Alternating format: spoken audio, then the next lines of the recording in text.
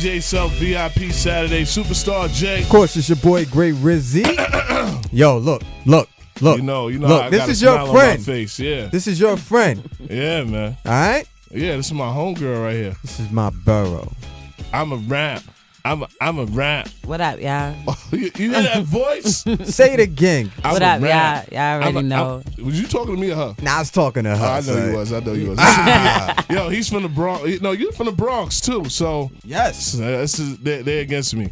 But Remy got a little. Hold on. Let me introduce. Exactly. The Remy Ma's in the building. What's up? I'm here. I'm around. What's I've been waiting for this interview for the longest. I don't know why. You know, you could just call me. I would have came immediately. You was like, Yo. I was chilling with you probably 5 days after I came home. So yes, this is true because you was too busy partying for 2 months for your birthday. Let me tell you something. I'm gonna shout out the homie too. I remember I was on.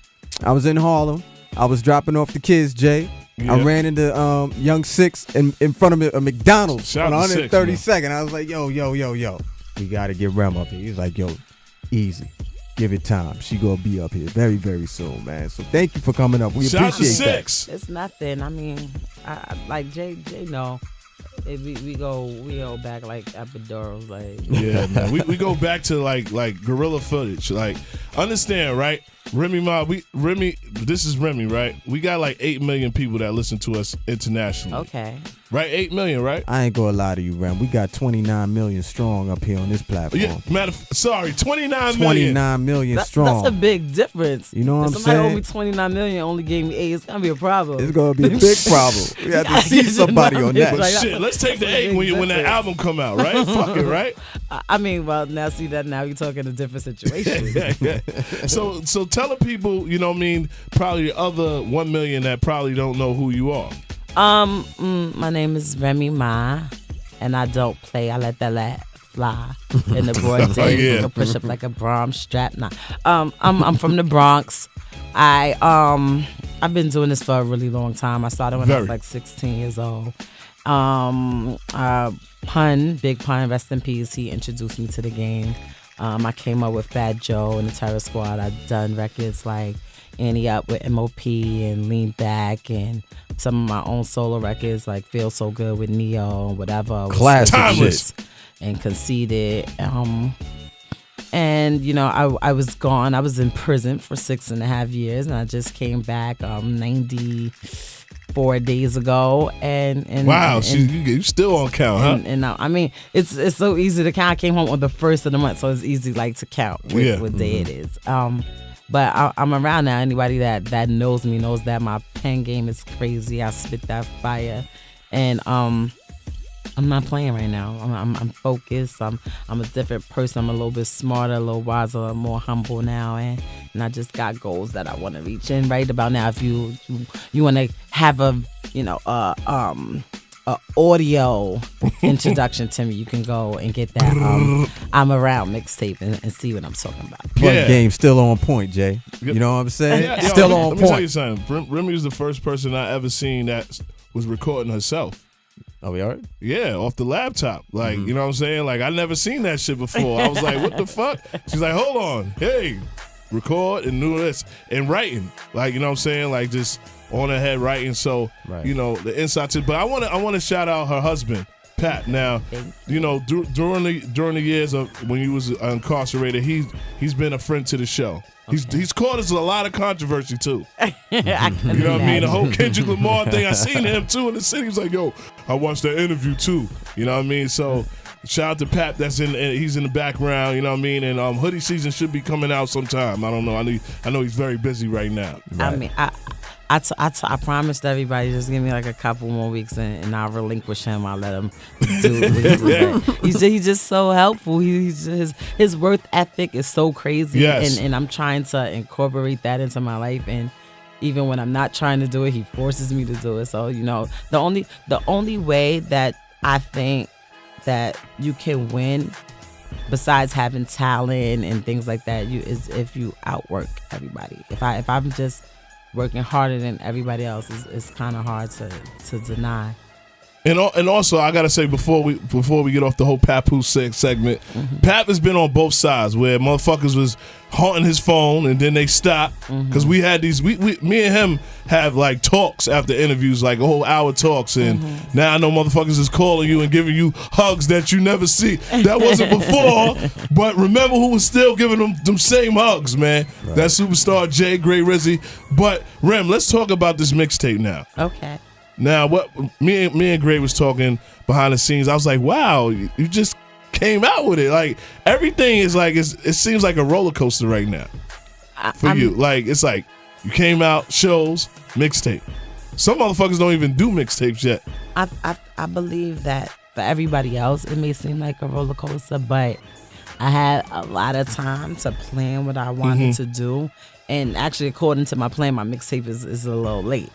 But wow, it is. I'm not even gonna lie. I'm not even gonna hold you. Like it's a little late, but you know, I had a plan of things that I wanted to do, and it started with me, you know, being released at 4:00 and at about 7:00 being in the studio recording, because this is what I have to do. I have to stay focused, and as a musician, you have to have music, and if you want to go hard, like I said, I was gone for a long time, and I have a lot of, you know, space to make up for. It's people that know who I am, and then there's people that don't have an idea who I am. So, and even the ones that know who I am, they don't know who I am now. Yeah. So, you know, I have a lot of work that I have to do. So I can't be out here playing. Can't be out here in a different club every night like some people. Shots fired. Shots fired. Hey man, it's my job. It's hard. Yo, what has it been like since you've been back home? I mean, you left. You know what I'm saying? You was taken away from us. I'm going to put it like that. You was taken away from us. You come back. What's been the difference now? You know, you went out, you was hot, white hot. You come back home, you get a lot of love, you know, from the streets. How's the transition been for you? Well, one, I got to get back that white hot. I got to get that back. You on that path? I got to get that back. But I believe that it's a lot has changed. There's a lot of different, you know, players in the game. The game is always the game. You know, every now and then people come and make variations to the rules, but for the most part, it's the same with just a few tweaks here and there. But it's the players that usually change. A lot of times I try to explain to people that, you know, if you ever sit back and like really study and break down, you know, the whole system that they call the industry, you'll see that, you know, the people at the top, as you know, the executives that, you know, own the companies and things like that, and the people who are behind the scenes, like the makeup artists and the hairstylists and the clothing stylists and the producers, like those people stay pretty much the same. It's the artists. We're the only ones that, you know, change and that just disappear. You have to one day like just run into a makeup artist that's been doing this for a while, or a hairstylist, and just ask them who they work with, and they can give you this humongous catalog of everybody who was hot from 90 to 2014 November. Stacks of pictures in their crib and all that. Because this is what they do, is they use okay, I did this person, this person, this person. And this is how they reel in, you know, the next people that's coming up. Right. Whereas, you know, and in this field, we don't honor, like my husband says all the time, like we don't honor and we don't, you know, put our greats on pedestals. Like once, you know, somebody new comes in, just push them out. Like if you look in like basketball or, you know, baseball, any of these sports, you know, they hold their Irvins and their Larry Birds and like and Jordans, like they're great. No matter who comes out now, like they give them their just due as well. But the greats is always gonna be the greats. Whereas in hip hop, it's like, you know, the Rakims and the, you know, all these people, like people tend to forget and they just look at what's going on right now. So I can't really live off of, you know, what I was doing before. Like he said, when I was white hot, I have to live in it now and show people like what I'm doing now, because you know, this field, it don't take care of it. It's forbearance. Well, I tell you right now, like when you came home, that day that it was announced, you could feel amongst the other female rappers in the game, like there's pressure. You know what I'm saying? Like, do you think that, or do you acknowledge that? I'm trying. Like it's a real competition now. Like all the fake shit. Let's go. Not pressure, like. Cause that's true. That's what I be gunning for. Like truth be told, like a lot of times people say, "Who you talking about? You talking about this girl? You talking about that girl?" And I'm like, "Yo, I'm talking like this. I could count them on one hand. They not really my problem. It's the majority that I'm going after. It's these dudes over here that's the hog and everything that's really my competition. So I just feel like I do have to keep my foot on their neck too as well. Like I want people to feel uncomfortable. I don't want you to feel like you could just do whatever you want. When I'm around and I'm in that booth and I'm creating these records and I'm spitting or doing whatever lingo y'all want to call it. Like I take it serious. I'm not just going in here saying anything. I don't just do it so I could get a check. I do want my check, but I want to make sure that when I'm getting my check, I could talk mad shit. Well, can we get into some timeless records? Now, I'm going to tell you about timeless records, right? Remy, is when you play that when you can play that hot nigga, your verse, exceptional right now, crazy. But when you can go to hot nigga and then you can go, dun, dun, dun, and you see people singing it like in the midst of the club. Right. You know what I'm saying? That's what we call timeless records. When you can play it anytime. You can play all these new records, then you can go to Conceited, then you can go to whatever, then you can go to Yeah. I'm going to play all these records and let these motherfuckers know what's going on. Okay. You know what I'm saying? You going to take them to school? And I'm going to play a little joints off of Jesus Christ too. We had some records there too. We went in on that. I ain't gonna lie. We had fun doing that too.